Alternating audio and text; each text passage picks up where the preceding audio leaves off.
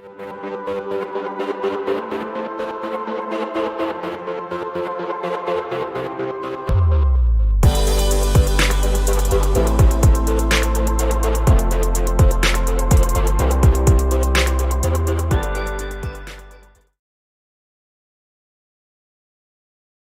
everyone, Dawn Zoldai here, CEO of P3 Tech Consulting and your host for the Dawn of Drones podcast.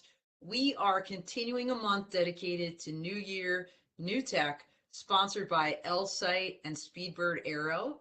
If you missed last week's show with Yoav Amitai of L-Site and Manuel Cogio from Speedbird, go back and check it out on demand on AUVSI's YouTube channel. And by the way, if you haven't subscribed to that yet, go ahead and do it. But this week, along with our theme, we're going to be talking about some new incredible tech for first responders from Paladin Drones. And we have with us here Tyler Roberts from Paladin. So welcome to the show, Tyler. Yeah, Don, thank you so much for having me. It's great to be here.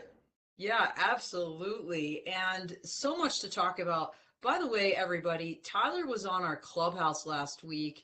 Clubhouse is Drone Law Connections. It's being now hosted by our dear friend and colleague, Maggie Schuster. If you missed Tyler in Clubhouse, it was phenomenal. Go ahead and listen to that on demand. We'll drop that link here. But Tyler, let's talk about what you're doing at Paladin. And I think a picture paints 1,000 words. So let's go ahead and roll that video first, and then we'll dig into it. Introducing Paladin EXT, breaking through the barriers of radio-based UAVs and their limited range. With an easy installation of the EXT module, fly your DJI drone beyond visual line of sight. EXT enables you to operate first responder programs without the need for a remote piloting command on a rooftop. Fly anywhere in the country with an LTE connection via a centrally located command center. Receive a call for service and have a live overhead view within minutes. Gather valuable situational awareness on the ground and broadcast a live feed to your team across multiple devices before first responders arrive on the scene.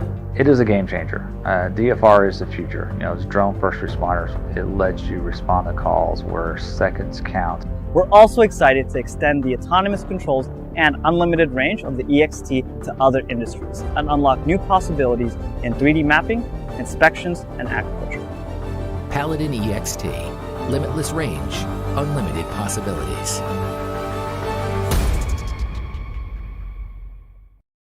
All right, excellent. You know what? There is so much to unpack here. So the first thing I want to ask you, Tyler, is what is the Paladin solution? Yeah, so the Paladin solution, essentially what we do is autonomous drones for first responders. So we are responding to 911 emergency.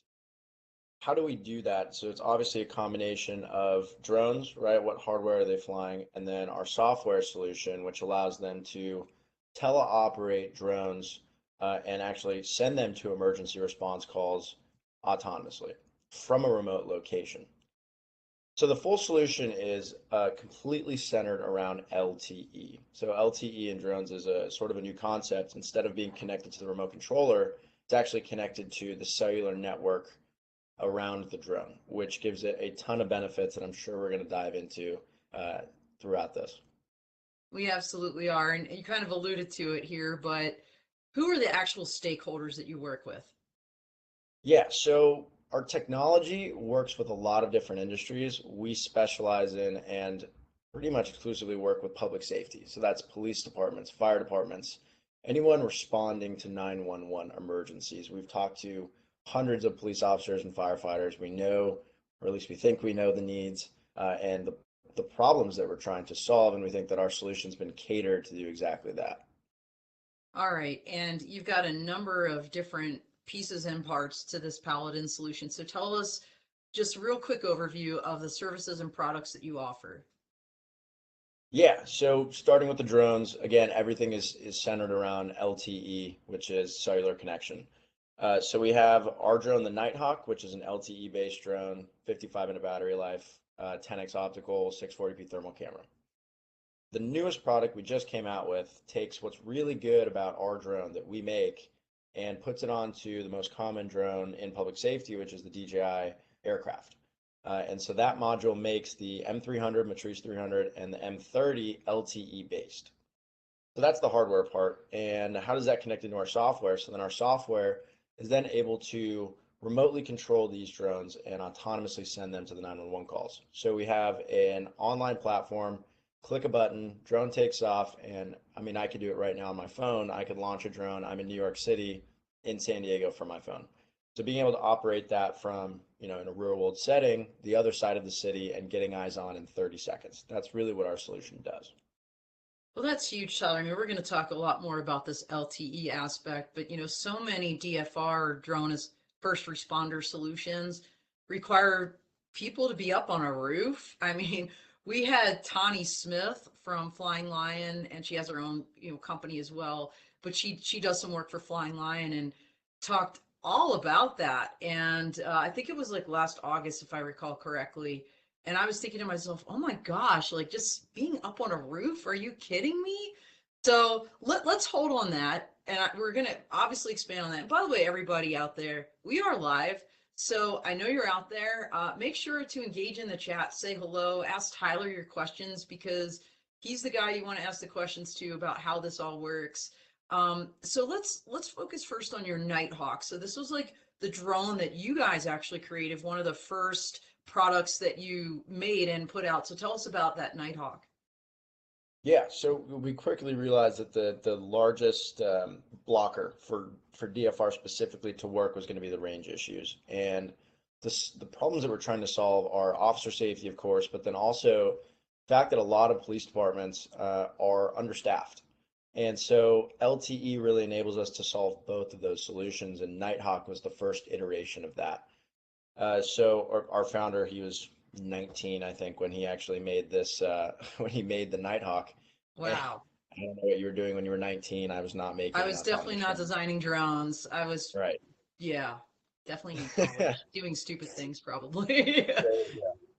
We could have another podcast about that. Yeah. Oh yeah.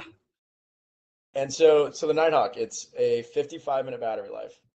Battery life is also not a huge issue, but a big factor in which drone you're going to choose. So 55-minute battery life, the LTE connection, the 10x optical 640p thermal payload on one. That's really what the Nighthawk is. And so it's perfect for DFR. We have Elizabeth, New Jersey, their police department was using it for, I think, about 6 months before they transitioned to our new product.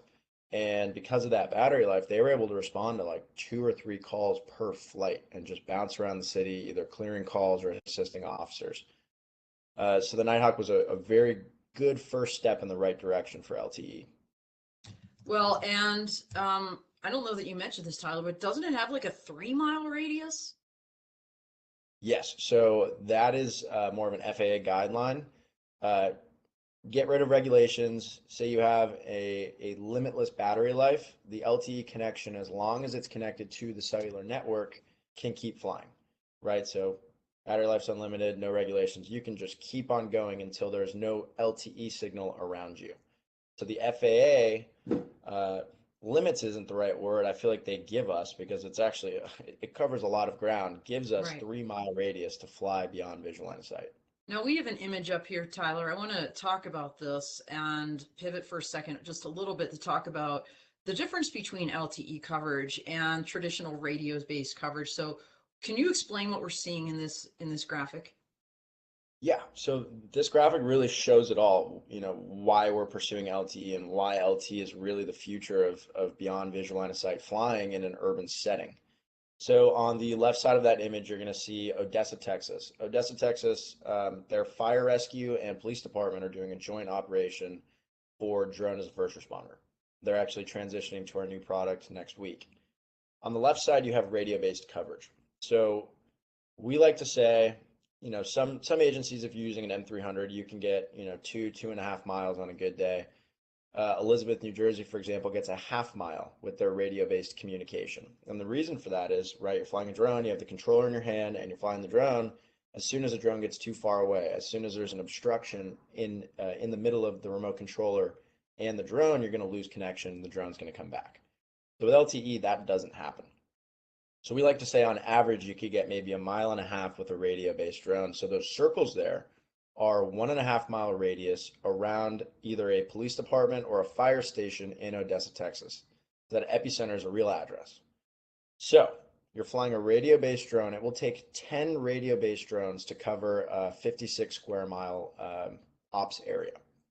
So that's what you're seeing on the left. The black circles are areas where there's actually a fire station or a police station to securely keep that aircraft.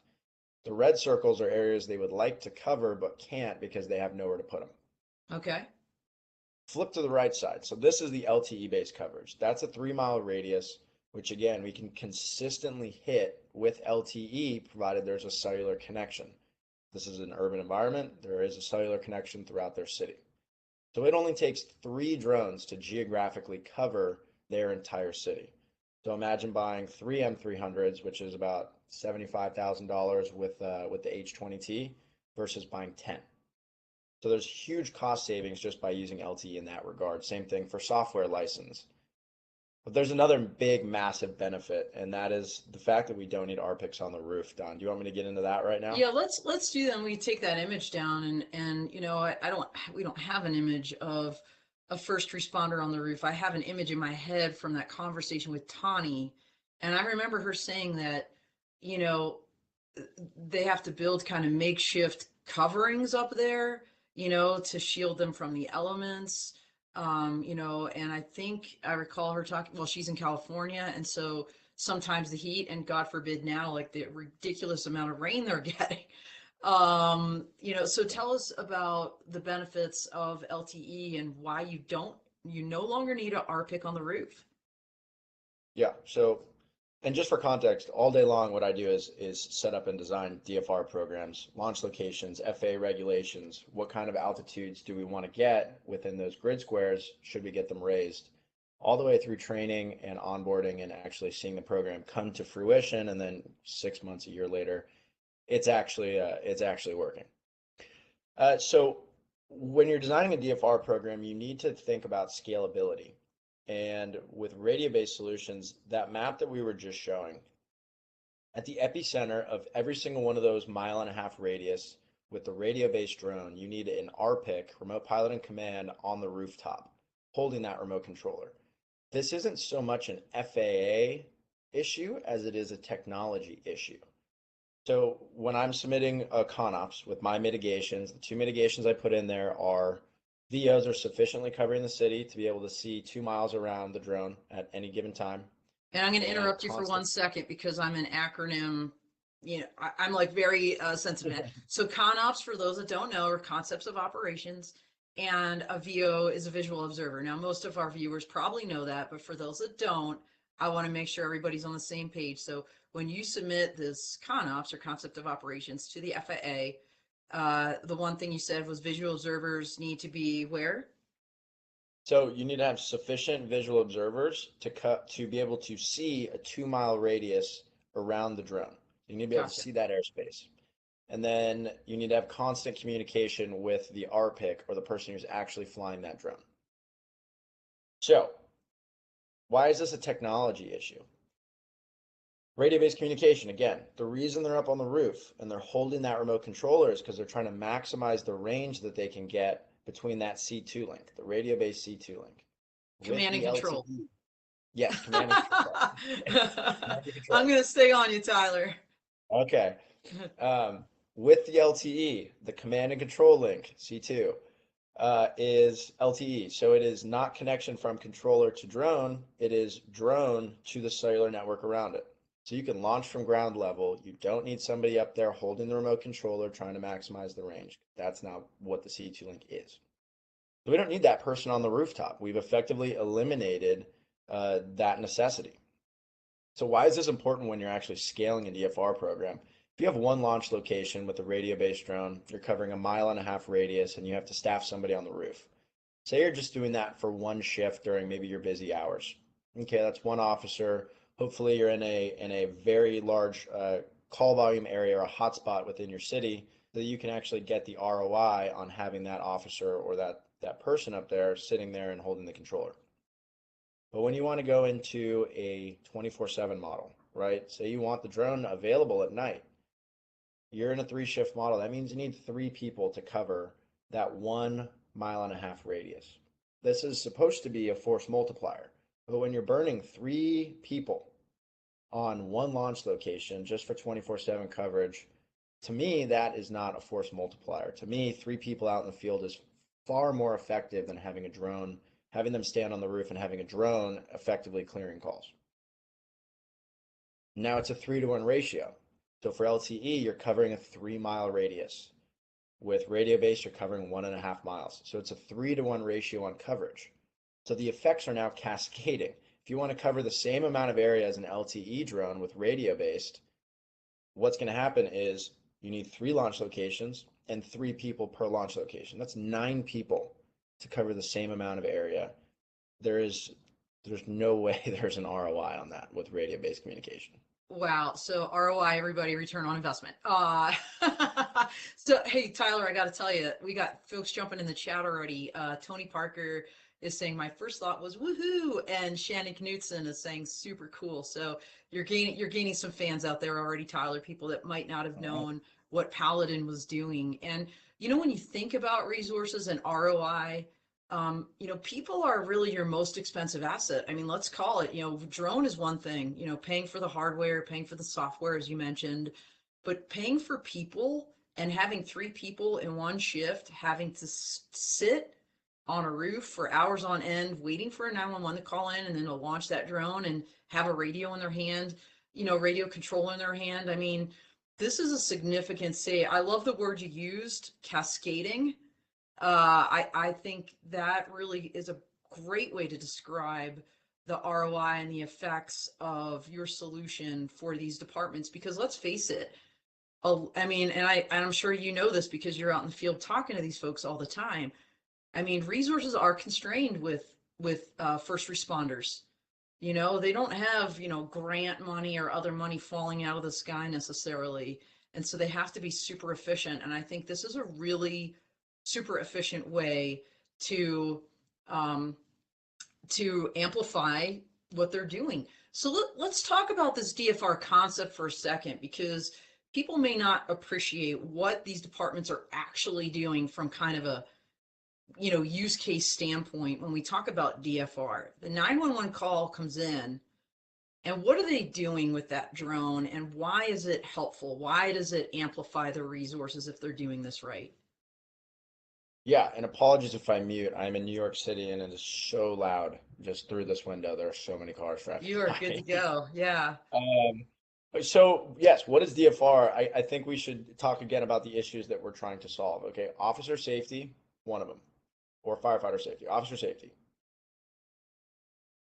Resource allocation. This one is a really big one that is sort of people don't even think about. And then the other one is call clearing. Okay. So I just talked to a department the other day, and they are down 50% of the amount of officers that they are authorized to operate with. Like, do you know why that is? Is it, I mean, just they cut back, or is it like everybody's sick because of whatever's going around right now? Or no, not at all. I've not heard a single department cut back. It's just really hard to find people to become officers. And wow, the reasons for that, I'm probably not the right person to ask, but one thing is for sure, they are struggling with staffing right now. And that makes doing their job, which is dangerous and difficult, far harder. And so what does DFR do? Okay, so officer safety, and this will actually, when we get into anecdotes a little later, I'll be able to talk a little bit more on this, but officer safety, you have eyes on any officer. Say you're down 50% of your force, the closest patrol unit to you is 15-minute drive away, and you're responding to an aggravated assault. Something goes down, they're 15 minutes away from you, wow, right? So it's nice to have eyes on. You know exactly what is happening. You have the drone there. You can see exactly in real time what is going on, almost like Overwatch for your officers. If something happens, you can follow with the drone, et cetera, et cetera. So that's the first biggest benefit is officer safety. The second one, resource allocation. So, and I'm going to put this one into the context of firefighters, because I think this is one of the biggest benefits for firefighters. Say somebody calls, they're very frantic, they say my house is on fire. Okay, the typical response is send 4 trucks, send 6 trucks, get the trucks there and put that fire out. right. Trucks arrive, it's the back fence that's on fire, and they only needed 1 truck to put that out. So now they had Now they had, 5 trucks going 80 miles an hour through a residential area just trying to get there, and 5 trucks that are now out of commission and can't go to other calls. Get the drone there first while everyone's responding. Get eyes on scene, see that it's just the back fence, and all you need is 1, maybe 2 trucks, and then let the other ones hang back or go back to the station and be ready for another call. The resource allocation is massive with this. And then the last one is call clearing. And again, this will fit in better with the anecdotes in a minute, but call clearing is huge. Say you have a blocked driveway call and you're understaffed. You need to send a uniformed officer to go check to see if that driveway is blocked, even though that call has been sitting in the CAD for 30 minutes. Is it still blocked? Send the drone, check the driveway. It's not blocked. Clear the call. No need to dispatch anyone. Suspicious person's call came in. Send the drone. You can clear an area much faster from above with the drone. Guy's got a red shirt on. Look for the red shirt. If you don't find him, clear the call. If you do, and you need to send an officer response, radio out. Found the suspicious person. He's doing XYZ. Need someone on scene. Well, you're kind of alluding to this. You're talking about seeing things. And so let's maybe talk a little bit about Watchtower and kind of this connection, right, between whether it's the Nighthawk, and we'll get to your EXT product in a second, whatever drone using that. How does it work? How does the streaming work? How do people, what are they seeing, in other words? Yeah, so Watchtower again is basically our DFR control center. So everything DFR goes on this one platform, streaming, data management, and control of the actual drone. So if you're the pilot, what you're going to see is 3 buttons and a map. You can enter an address or click on the map, and that's where the drone is going. You click start, you'll see the live video feed and the drone flying. You arrive on scene.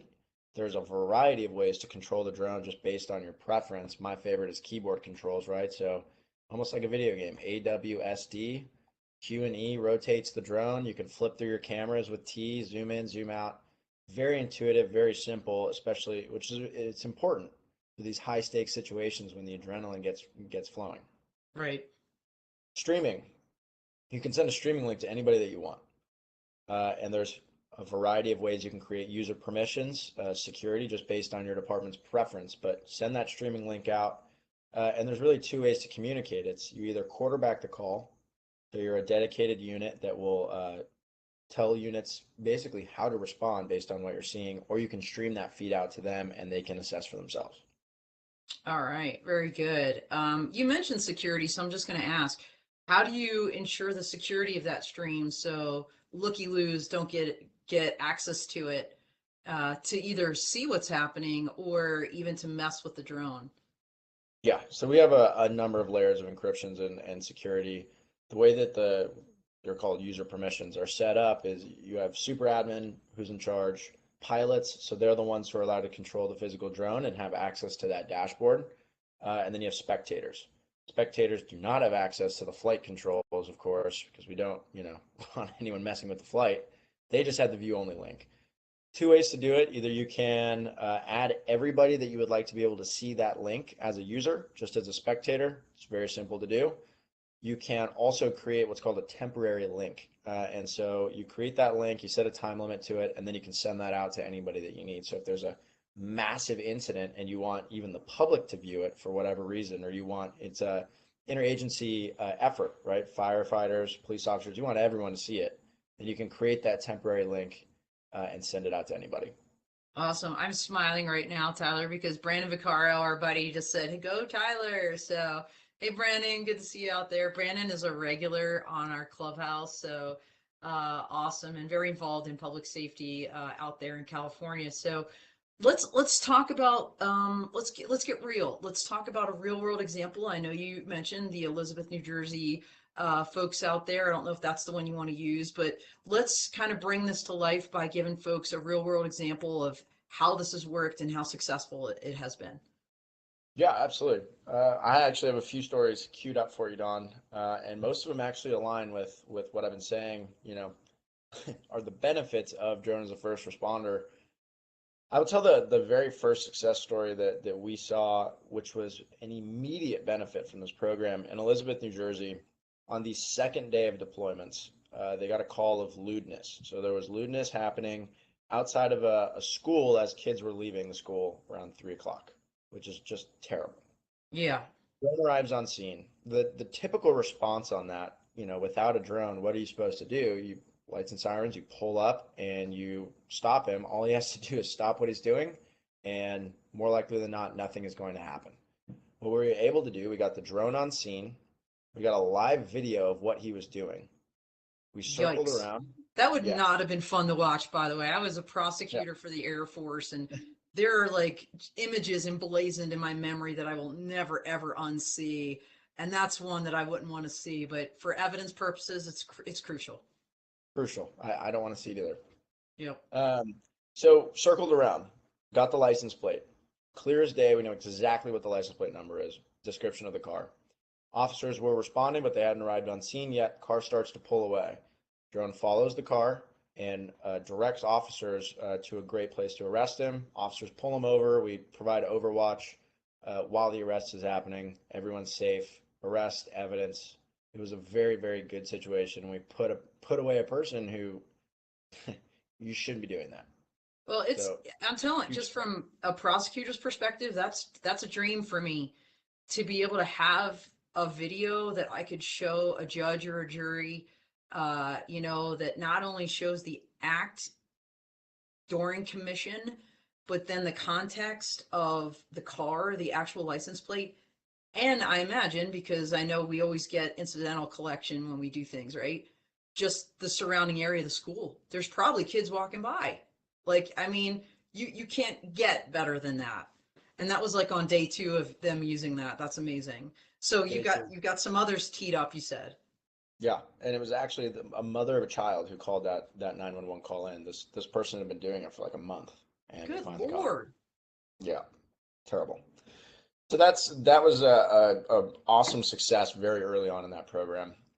Another one that they had, it was about maybe 6 weeks ago, they had an active shooter call come in.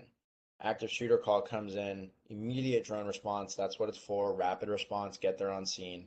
When an active shooter call comes in, all of the resources in Elizabeth flood straight to that scene. Every available officer, everybody goes straight there. Stop or neutralize the threat. Drone goes, searches for the suspect, isn't able to find him. Perimeter's set up, everybody's on scene, but it's 6 o'clock on a Thursday. The calls for service don't stop coming in. Other people still need assistance while all of these officers are effectively dealing with the active shooter who's out there assisting with all of the other calls.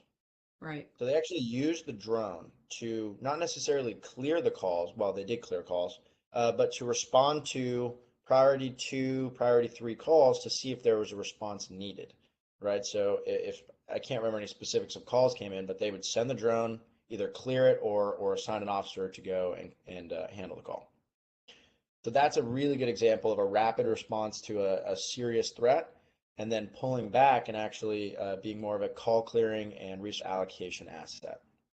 Wow, and I know you've got so many more, but I want to really walk it back to the very beginning, Tyler, because we saw your CEO in the video in the very beginning of this show. And obviously drones have been such a benefit to public safety. But what kind of led to this idea of, hey, let's create a better way for people? Can you share with us just briefly that story? Yeah, it's not my story, it's Divvy's story. It is, and I know he's not here, but you're his here, but I'll tell it spokesperson, more. so I've heard it before, so I will tell it. So when he was 18 years old, his friend's house burnt down, oh my and gosh. he went to the scene after. I mean, total fire, nothing was salvaged, and he struck a conversation with one of the firefighters on scene and was asking them, when you're responding to these calls, this is classic Divvy. When you're responding to these calls, like, what do you actually know? And effectively, the firefighter said, not much. We don't really know Yeah. anything.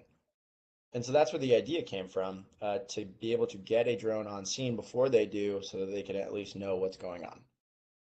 First iteration was the software. He created the software to control, I believe it was the Phantom 4, and quickly realized. So he was working with San Jose Fire Department. I think he lived with the fire department for like 3 months, and Wow. just worked very, very closely with them over there. They quickly realized, they said, hey, there's a fire over there. Is there any way we can get the drone there? And he goes, no way. The range simply will not be able to get there. And that's when the Right. idea came, okay, we need to fix this range issue. And so Nighthawk was born. That was the first iteration of an LTE based drone, because back then that was really all he could do. Right. Instead of our new product, which is make the DJI drones LTE, he just decided, I have to make my own. And so he did. That is unbelievable. And as you said, he was 19 at the time. What an inspirational story, origin story for that. And to know that it was very personal to him, that his friend's house had burned down, and to think how can we help people that are helping others. Wow, unbelievable.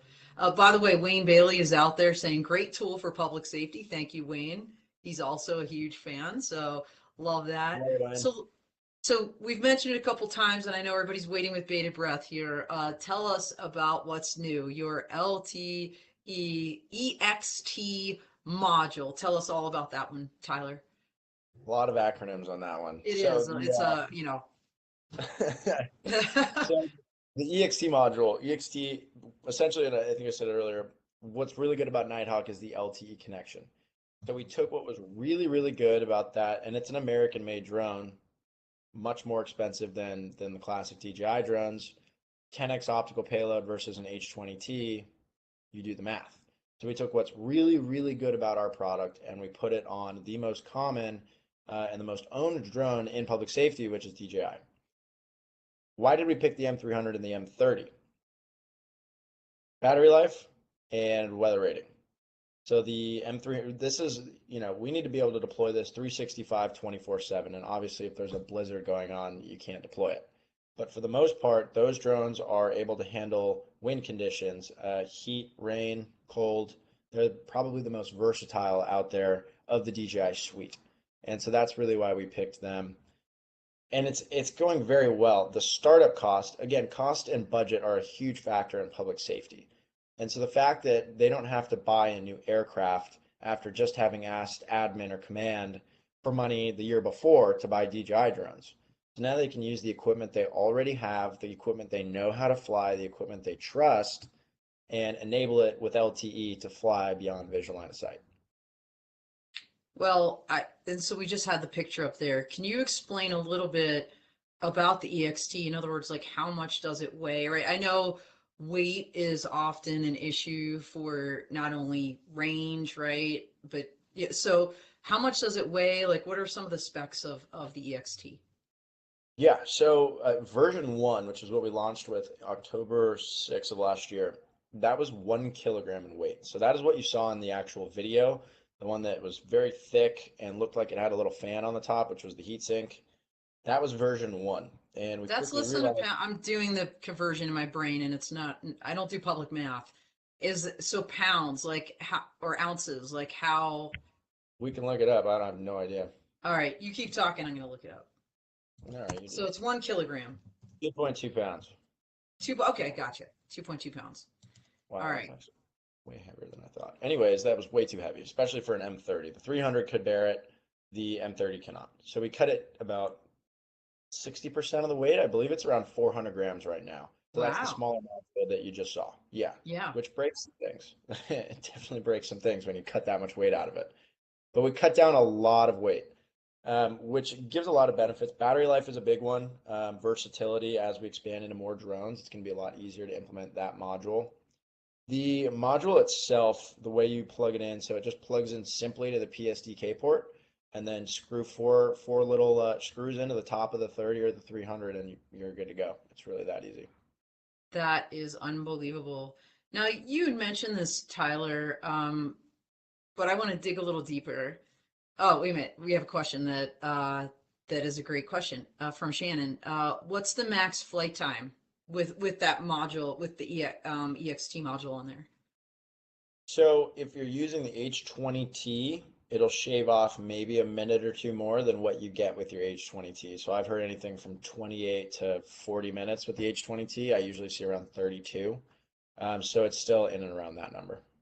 Excellent. And everybody, again, if you have questions, we are getting close to the end of our time. Make sure you're firing them away to Tyler because he's here to answer them. And we'll give you a way to connect with him, of course, after the show as well. But you do so much more than just giving hardware, whether it's your Nighthawk or now your EXT or your software like Watchtower to first responders. You have a very robust program, let's call it, where not only, as you said, you go out and no kidding, almost like Divvy did when he lived with the fire department during the origins of the company, you go out to the location, you look around, help them design their program, but you also do training and you also help them obtain waivers. Is that right, Tyler? Can you tell us a little bit about like your holistic solution?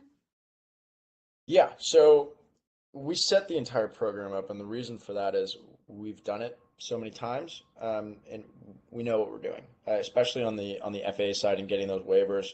It takes me about cumulative work, and this is so we do this entire service, the Beyond Visual Line of Sight (BVLOS) waiver process for you, included in the software.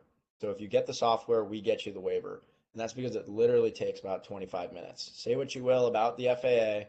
But if you've done it before, like we have, it will take 25 minutes to actually do the paperwork and fill out caps to get you that waiver. And that's amazing. Hey, Tyler, are we talking about your tactical BVLOS waiver for public safety specifically? No. We don't do tactical. So we do the actual Beyond Visual Line of Sight. Like 107. Like Part 91, 113B, waiving that regulation. You do Gotcha. not need to see your Beyond Visual Line of Sight. So not Gotcha. not the technical, I guess, the one with no T on the beginning. Okay. All right. So it comes with the software. You help them. Takes 25 minutes. They fill out a form. Excuse me. And you get it through the FAA for them? Yeah. So, I mean, it's more than one form. It's like 4 or 5 forms, fill out the caps. There's a whole process to do it. But once you've done it once or twice or 15 times, it's very, very easy. And the FAA has actually made the process a lot better and a lot more efficient. So kudos to them on that. So we do that. And then we have 2 ways of training. Yeah, we have 2 ways of training. We can do it virtually. So Don, I can send you a link right now to a drone and you could click start and fly it from your desk while the drone is in Houston, Texas. That's amazing. So we can do virtual training if we have, and I actually did it last week. If you have 20 pilots in a program, you can train every single one of them virtually before you even send the EXT module there. Once the EXT module is there, then you can either do on-site training. It just really depends on how experienced the department is. So when you think about cost savings, that's huge, right? Because not only does training cost people money, but it also costs them a lot of time. And if you have to get a whole group of people together live and bring in an instructor or something, so that's just another benefit that you're giving to people. And by the way, FG, whoever FG is out there saying exciting stuff. Thanks. So thank you, FG, for making the comment. So just amazing. All right. So you've done a very rapid iteration. You said October 6th was your first EXT module, weight a little heavy. You went ahead and sliced out a whole bunch of weight out of that just recently. So what's next? We have a lot of this. It seems like this is, and I don't know why, all of these projects seem to be coming to fruition for us. We have about 4 or 5 new things coming out. Not all of them massive announcements, but some of them very, very, very useful in the next quarter. So by the end of March, they should all be released by then. I don't want to spoil them right now. First one should be coming out end of January, and I think a lot of people are going to really like this one. So, Tyler, you focused on public safety primarily, and I know that's your origin story. I imagine this concept would be very useful also for, something like infrastructure inspections, like kind of on the spot, like emergency situations that maybe you wouldn't call public safety for, but if I owned a pipeline or something, and I want to have an immediate response before I'm sending people out there, I imagine something like what you're offering to public safety is something that also translates otherwise to the larger commercial sector. It does. So right now Maybe you can't with talk Paladin, about it because maybe this is something we're going to see later and I preempted you, but it's not, well, so it's difficult just from the business side. We have the technology that can work in pretty much all of those industries right, and right, work again a lot better than the radio-based drones. If you right. can lily pad charging docks and fly 15 miles and somehow get the waiver to do that just right above the power line, that is extremely beneficial, and we can do that today. And all of that technology already exists. But what we're really, really, really good at is public safety. We know the needs. We've talked to hundreds of customers. We know the processes to get it in place. We're really good at it. And so going into another industry like that, while our tech is working and we can do it, it's not our focus. Well, you know what? They say niches make riches. And no, I think a singular focus is a smart business model because you can really become the experts in that, and people will associate your brand with that market use case. And so Tyler, where is your headquarters located? So we're located in Houston, Texas. We actually just moved up into a bigger office space. Oh, very nice, very nice. And how many states are your products being deployed in right now? Right now and the end of the month are very different answers. Right now, there's probably like 10. End of the month, we should hopefully have 20 to 25. We actually, it's funny you should say that, and maybe this is the reason you asked the question, but we have something called the Flagship Program right now. And what this Flagship Program is, every time you set up a program in a new state, there are regulations that you have to learn, not necessarily on the FAA side, but on just the city side and the state side, right? For flying drones. California, a drone is considered military now. So you have to navigate the new landscape in every state. And there's 50 of them. So that's 50 new landscapes. Once you've done it once, it's very easy to scale that into a process. You have to figure it all out with person number one. So what we did, we are doing a trial program for agencies around the country. Every single state, our goal is to get one agency to be the flagship for all of the other states. What policies and procedures did you put in place? What sort of red tape and or planning did you have to do in order to get this program set up? So our goal, again, get one agency who knows what they're doing, good experience with drones, who've been flying it for 3 or 4 years, who really just need to learn beyond visual line of sight and the software rather than how to fly a drone. Those are the agencies we're looking for to really spearhead the programs in their states and teach everyone else how to do it after.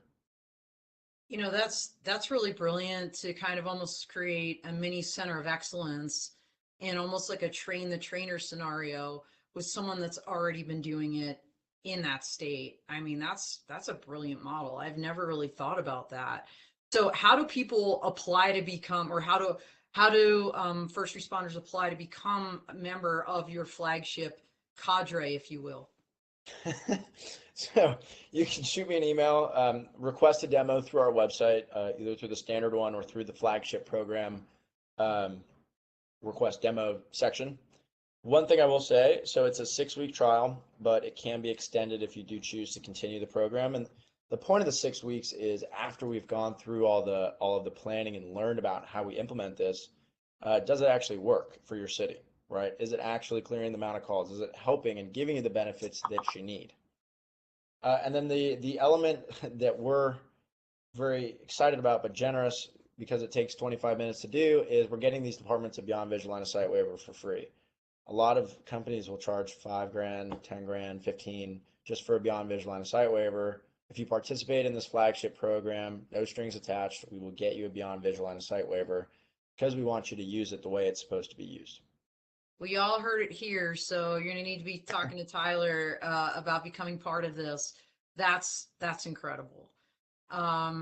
So we are like 1 minute out, Tyler. I'm gonna give you the floor to kind of give your closing thoughts, anything we missed that you wanted to make sure everybody knew, and certainly please include how they can reach you. Yeah, I mean, I personally, Paladin, thinks that this is the absolute future of public safety. If staffing shortages continue, the job's not going to get any safer, but we can try and make it safer, right? With technology, with live video feed, with that added situational awareness of getting there 1, 2, 3 minutes before an officer responds and seeing what's going on. So our mission, we're trying to make public safety and the way that departments operate more efficient given the current challenges today. And I think this technology really does it, specifically with the LTE, making it a force multiplier, getting really good beyond visual line of sight waivers. And like I said, that flagship program, we designed that because we really want to get this out there and we want to get people using it. We want to see what's working, what's not working, and how can we fix it. So please reach out. My email is Tyler, Tyler, at Paladin Drones. If I spell that one, Paladin drones.io. So that's my email. Phone number 737 I'm saying it too fast. 737 377 4754. That's my phone number. Fill out the request demo form on the website and I will respond in due time. All right. Well, very good. Well, thank you so much, Tyler, for sharing what Paladin is doing with all of us. And we are going to be watching very closely over the next couple months for your new announcements, and wishing you the best of luck and a belated Happy New Year. So that's all she wrote, everybody. Please join us next week. We have another incredible company, Modal AI. They're going to be talking about their Voxel 2 autopilot. So new tech, everybody. New year, new tech. We are out here. Thanks so much.